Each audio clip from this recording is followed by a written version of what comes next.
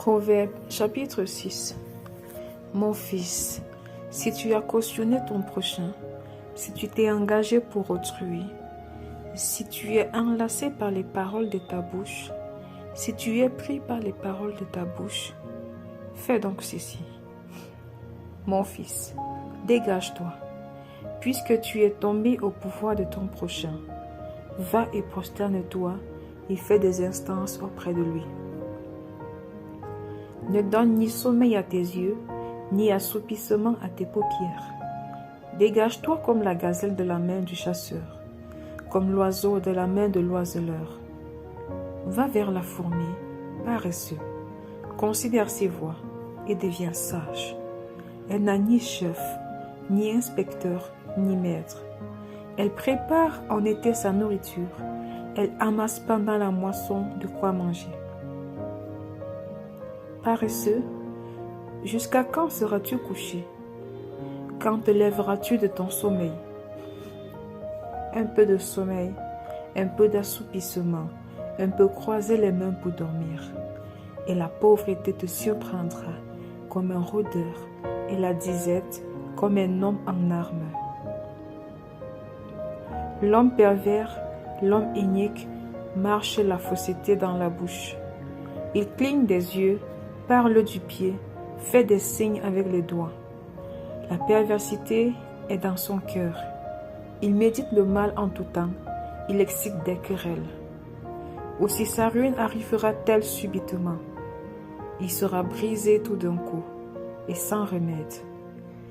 Il y a 6 choses que hait l'Éternel, et même 7 qu'il a en horreur: les yeux hautains, la langue menteuse, les mains qui répandent le sang innocent, le cœur qui médite des projets iniques, les pieds qui se hâtent de courir au mal, le faux témoin qui dit des mensonges et celui qui excite des querelles entre frères. Mon fils, garde les préceptes de ton père et ne rejette pas l'enseignement de ta mère. Lis-les constamment sur ton cœur. Attache-les à ton. Ils te dirigeront dans ta marche. Ils te garderont sur ta bouche. Ils te parleront à ton réveil. Car le précepte est une lampe et l'enseignement une lumière. Et les avertissements de la correction sont le chemin de la vie. Ils te préserveront de la femme corrompue, de la langue doucereuse de l'étrangère. Ne la convoite pas dans ton cœur pour sa beauté, et ne te laisse pas séduire par ses paupières. Car pour la femme prostituée, on se réduit à un morceau de pain, et la femme mariée tend un piège à la vie précieuse. Quelqu'un mettra-t-il du feu dans son sein, sans que ses vêtements s'enflamment? Quelqu'un marchera-t-il sur des charbons ardents, sans que ses pieds soient brûlés? Il en est de même pour celui qui va vers la femme de son prochain. Quiconque la touche ne restera pas impuni. On ne tient pas pour innocent le voleur qui dérobe pour satisfaire son appétit quand il a faim. Si on le trouve, il fera une restitution au septuple. Il donnera tout ce qu'il a dans sa maison. Mais celui qui commet un adultère avec une femme est dépourvu de sens. Celui qui veut se perdre agit de la sorte. Il n'aura que plaie et ignominie, et son opprobre ne s'effacera point. Car la jalousie met un homme en fureur, et il est sans pitié au jour de la vengeance. Il n'a égard à aucune rançon, et il est inflexible, quand même tu multiplierais les dons. Amen.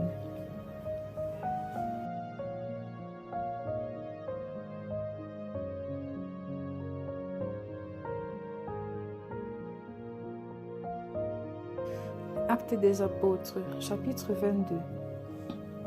Hommes, frères et pères, écoutez ce que j'ai maintenant à vous dire pour ma défense. Lorsqu'ils entendirent qu'il leur parlait en langue hébraïque, ils redoublèrent de silence. Et Paul dit: Je suis juif, né à Tars en Cilicie, mais j'ai été élevé dans cette ville-ci et instruit au pied de Gamaliel, dans la connaissance exacte de la loi de nos pères, étant plein de zèle pour Dieu, comme vous l'êtes tous aujourd'hui. J'ai persécuté à mort cette doctrine, liant et mettant en prison hommes et femmes. Le souverain sacrificateur et tout le collège des anciens m'en sont témoins. J'ai même reçu d'eux des lettres pour les frères de Damas, où je me rendis afin d'amener liés à Jérusalem ceux qui se trouvaient là et de leur faire punir. Comme j'étais en chemin et que j'approchais de Damas, tout à coup, vers midi, une grande lumière venant du ciel resplendit autour de moi. Je tombai par terre et j'entendis une voix qui me disait « Saul, Saul, pourquoi me persécutes-tu » Je répondis « Qui es-tu, Seigneur ?» Et il me dit « Je suis Jésus de Nazareth que tu persécutes. » Ceux qui étaient avec moi virent bien la lumière, mais ils n'entendirent pas la voix de celui qui parlait. Alors je dis « Que ferai-je, Seigneur ?» Et le Seigneur me dit « Lève-toi, va à Damas, et là on te dira tout ce que tu dois faire. » Comme je ne voyais rien à cause de l'éclat de cette lumière, ceux qui étaient avec moi me prirent par la main, et j'arrivai à Damas. Or, un nommé Ananias, homme pieux selon la loi, et de qui tous les Juifs demeurant à Damas rendaient un bon témoignage, vint se présenter à moi et me dit « Saul, mon frère, recouvre la vue. » Au même instant, je recouvrais la vue et je le regardais. Il dit « Le Dieu de nos pères t'a destiné à connaître sa volonté, à voir le juste et à entendre les paroles de sa bouche. Car tu lui serviras de témoin auprès de tous les hommes des choses que tu as vues et entendues. Et maintenant, que tardes-tu? Lève-toi, sois baptisé et lavé de tes péchés, en invoquant le nom du Seigneur. » De retour à Jérusalem, comme je priais dans le temple, je fus ravi en extase. Et je vis le Seigneur qui me disait « Hâte-toi et sors promptement de Jérusalem, parce qu'ils ne recevront pas ton témoignage sur moi. » Et je dis « Seigneur, ils savent eux-mêmes que je faisais mettre en prison et battre de verge dans les synagogues ceux qui croyaient en toi, et que lorsqu'on répandit le sang d'Étienne, ton témoin, j'étais moi-même présent, joignant mon approbation à celle des autres, et gardant les vêtements de ceux qui le faisaient mourir. » Alors il me dit « Va, je t'enverrai au loin vers les nations. » Ils l'écoutèrent jusqu'à cette parole, mais alors ils élevèrent la voix en disant « Ôte de la terre un pareil homme, il n'est pas digne de vivre. » Et ils poussaient des cris, jetaient leurs vêtements, lançaient de la poussière en l'air. Le tribun commanda de faire entrer Paul dans la forteresse et de lui donner la question par le fouet afin de savoir pour quel motif il criait ainsi contre lui. Lorsqu'on l'eut exposé au fouet, Paul dit au centenier qui était présent « Vous est-il permis de battre de verge un citoyen romain qui n'est pas même condamné ?» À ces mots, le centenier alla vers le tribun pour l'avertir, disant « Que vas-tu faire? Cet homme est romain. » Et le tribun, étant venu, dit à Paul « Dis-moi, es-tu romain? » « Oui, répondit-il. Le tribun reprit « C'est avec beaucoup d'argent que j'ai acquis ce droit de citoyen. Et moi, dit Paul, je l'ai par ma naissance. » Aussitôt, ceux qui devaient lui donner la question se retirèrent, et le tribun, voyant que Paul était romain, fut dans la crainte parce qu'il l'avait fait lier. Le lendemain, voulant savoir avec certitude de quoi les Juifs l'accusaient, le tribun lui fit ôter ses liens et donna l'ordre aux principaux sacrificateurs et à tout le Sanhédrin de se réunir. Puis, faisant descendre Paul, il le plaça au milieu d'eux.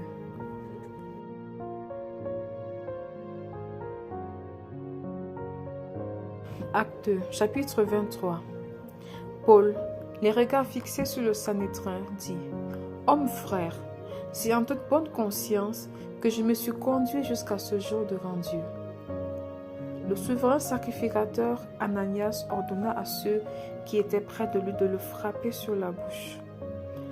Alors Paul lui dit, « Dieu te frappera, muraille blanchie.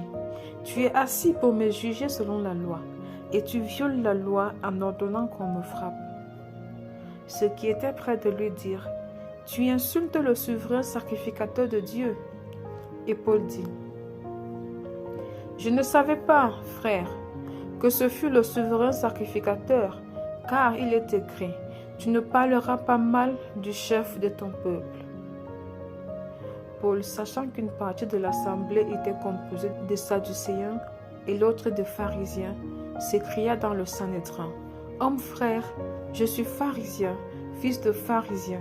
C'est à cause de l'espérance et de la résurrection des morts que je suis mis en jugement. » Quand il lui dit cela, il s'éleva une discussion entre les pharisiens et les Sadducéens, et l'assemblée se divisa.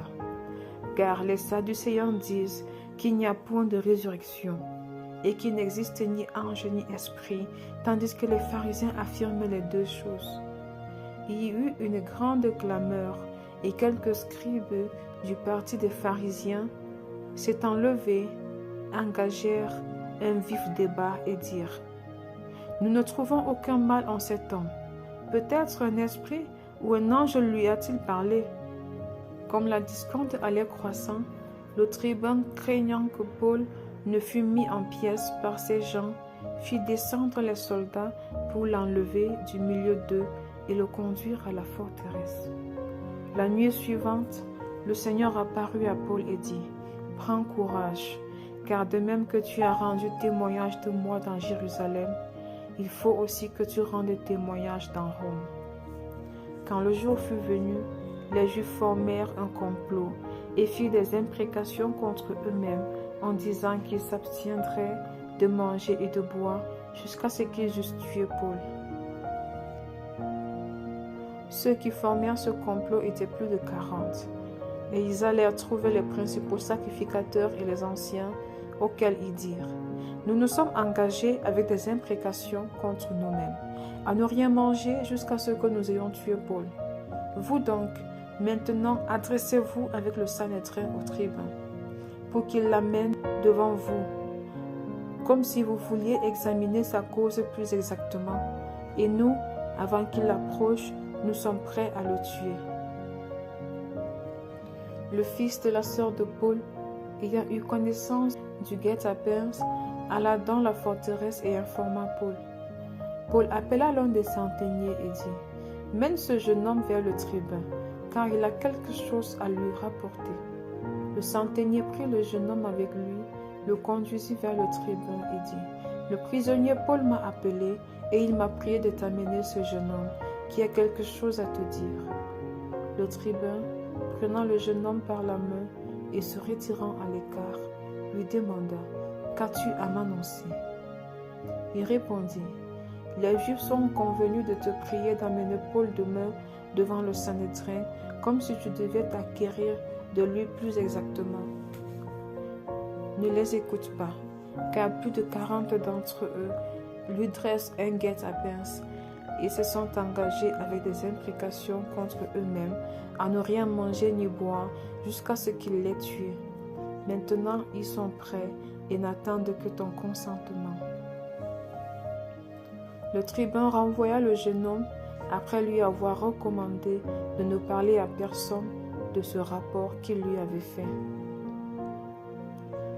Ensuite, il appela 2 des centeniers et dit, « Tenez prêt, dès la 3e heure de la nuit, 200 soldats, 70 cavaliers et 200 archers pour aller jusqu'à Césarée.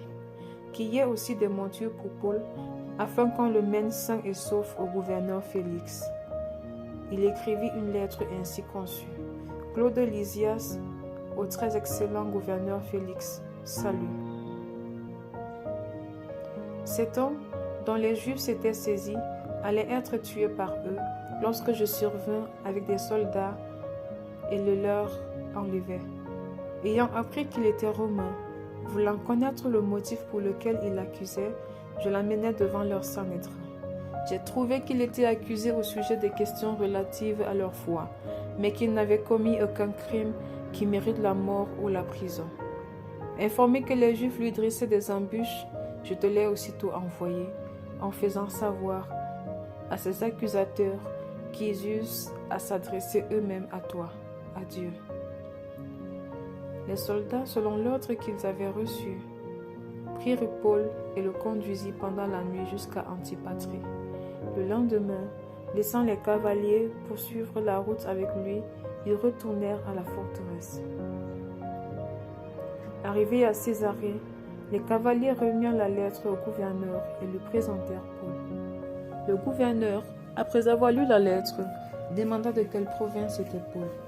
Ayant appris qu'il était de la Cilicie, « Je t'entendrai, dit-il, quand tes accusateurs seront venus. » Et il ordonna qu'on le gardât dans le prétoire d'Hérode.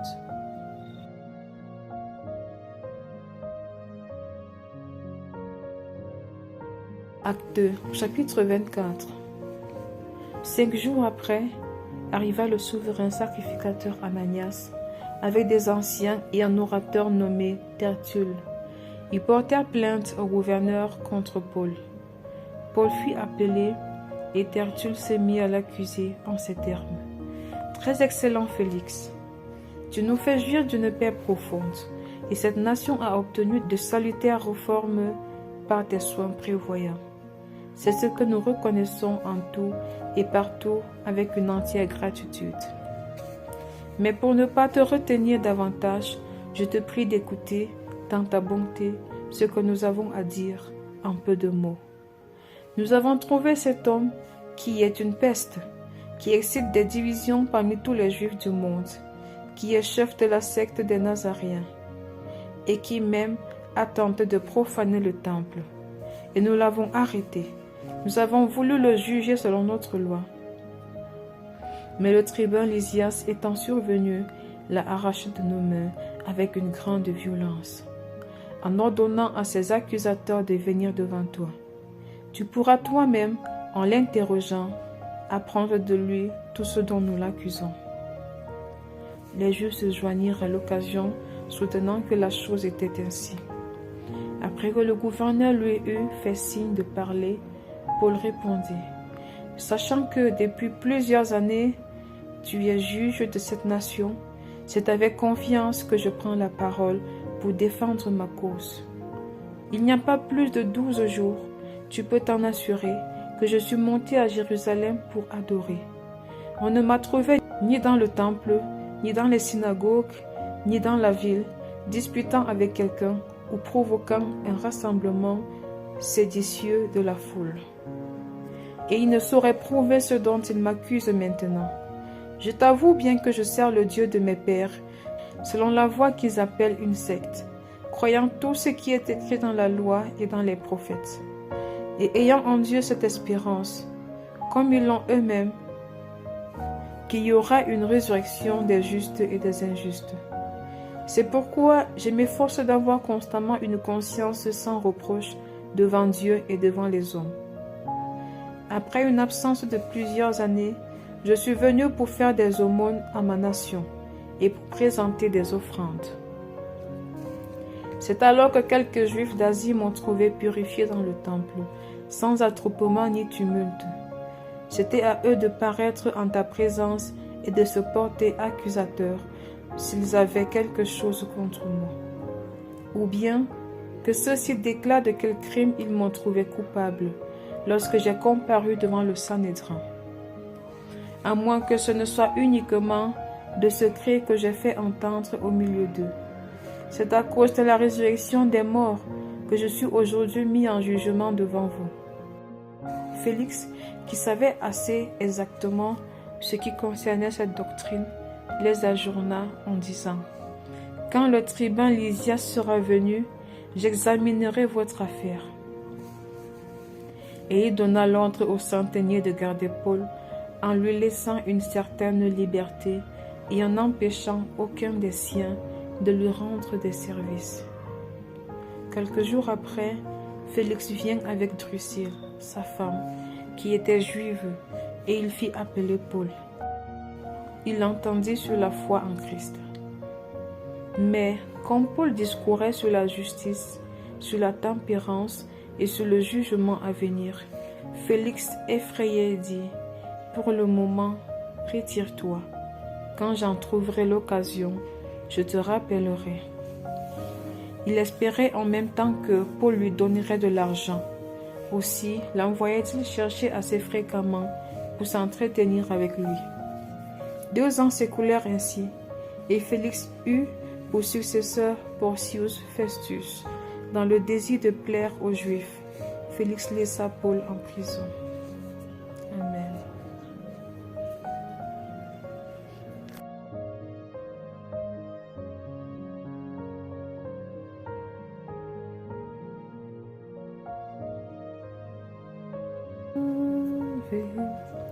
Psaume chapitre 71. Éternel, je cherche en toi mon refuge, que jamais je ne sois confondu. Dans ta justice, sauve-moi et délivre-moi. Incline vers moi ton oreille et secours-moi. Sois pour moi un rocher qui me serve d'asile, où je puisse toujours me retirer. Tu as résolu de me sauver, car tu es mon rocher et ma forteresse. Mon Dieu, délivre-moi de la main du méchant, de la main de l'homme inique et violent, car tu es mon espérance.